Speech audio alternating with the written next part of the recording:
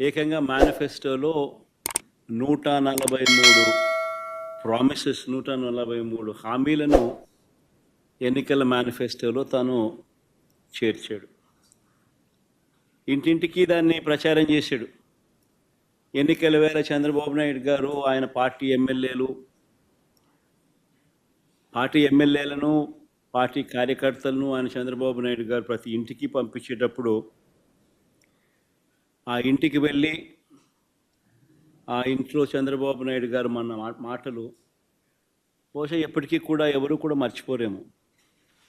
చిన్నపిల్లలు కనపడితే నీకు 15,000, నీకు 15,000, నీకు 15,000.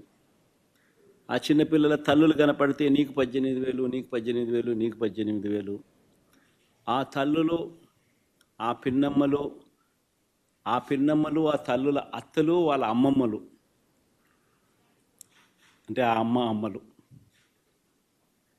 ఆ తల్లుల అత్తలు వాళ్ళు కనపడితే మీకు 50 ఏళ్ళు నిండాయి కదా, మీకు 48,000, నీకు 48,000, నీకు 48,000, నీకు 48,000.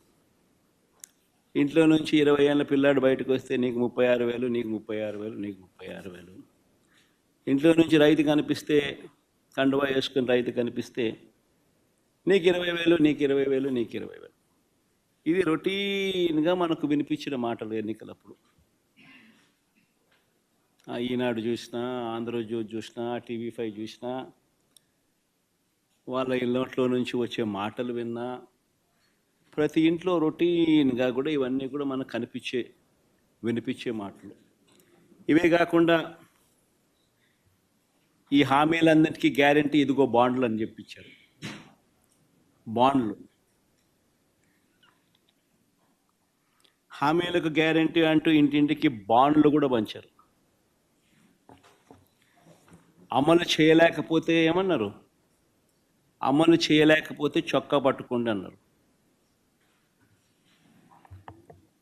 అమలు చేయలేకపోతే చొక్కా పట్టుకుని నిలదీయండి అని కూడా అన్నారు.